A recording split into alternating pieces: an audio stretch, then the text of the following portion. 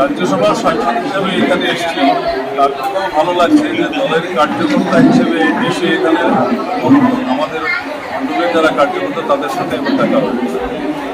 স্বাভাবিকভাবে রাজ্যসভার সাংসদ হিসাবে দল মনোনয়ন দিয়েছে, নির্বাচিত করেছে এবং এই নির্বাচিত হওয়ার পর দলের যে আকাঙ্ক্ষা যেটা রয়েছে, দল যে বিশ্বাস নিয়ে আজকে সেই দায়িত্ব নিয়েছে, সেই দায়িত্ব সঠিকভাবে কীভাবে পালন করা যায় সেটাই আমার প্রাথমিকতা থাকবে।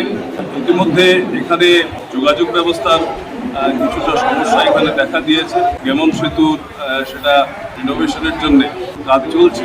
যতটুকু মনে হয় যে আজকে আমি বিজিএমের সাথে কথা বলেছি NHIDC, উনি আমাকে যে কথাটা বলেছেন যে হয়তো 2-3 দিনের ভেতরেই গেমন সেতুটা থ্রু হয়ে যাবে। তো এদিক দিয়ে এই যে সমস্যা যেটা আছে সেই সমস্যার সমাধান হবে।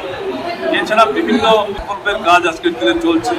সমগ্র বরাক উপত্যকায় যদি আমরা দেখি তাহলে আজকের দিনে প্রায় 52,000 কোটি টাকার প্রকল্পের কাজ চলছে। এটা চলার কারণ হচ্ছে যে আমাদের সরকার যাদের নেতৃত্বে চলছে, প্রধানমন্ত্রী নরেন্দ্র মোদী এবং আমাদের আসামের যিনি মুখ্যমন্ত্রী ডক্টর হিমন্ত বিশ্ব শর্মা, তাদের যে জনগণের জন্য তাদের যে দায়বদ্ধতা, সেই দায়বদ্ধতা তাদের কাজে প্রতিফলিত হচ্ছে।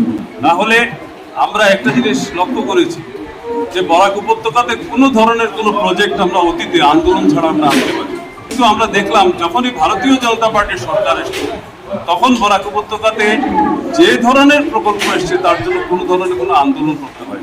আজকের দিনে আমরা এখানে মহাসড়ক আমরা পেয়েছি, কোনো আন্দোলন করতে হয়নি। অটল বিহারী বাজপেয়ীর সময় আজকে দিনে প্রস্তাবিত গ্রিনফিল্ড এয়ারপোর্ট যেটা, তার জন্য কোনো আন্দোলন আমাদেরকে করতে হয়নি। আজকের দিনে খরাপানি থেকে 5 গ্রামের যে এক্সপ্রেস হাইওয়ে যেটা আছে, এক্সপ্রেস হাইওয়ের জন্য আমাদের আন্দোলন করতে হয়নি, সেটা 22,000 কোটি টাকার প্রজেক্ট রয়েছে। আজকে অল্টারনেটিভ রেল লাইনের যেটা লঙ্কা থেকে আমাদের এখানে ময়নারগঞ্জ পর্যন্ত যে রেল লাইন যেটা আছে, প্রায় 25,000 কোটি টাকার প্রজেক্ট, তার জন্য আমাদেরকে আন্দোলন কিন্তু করতে হয়নি এখন। এবং সরকার ইতিমধ্যে সিদ্ধান্ত নিয়েছে যে এই যে বিকল্প যে রেলপথ যেটা আছে সেই রেলপথ কাজ শীঘ্রই শুরু করবে।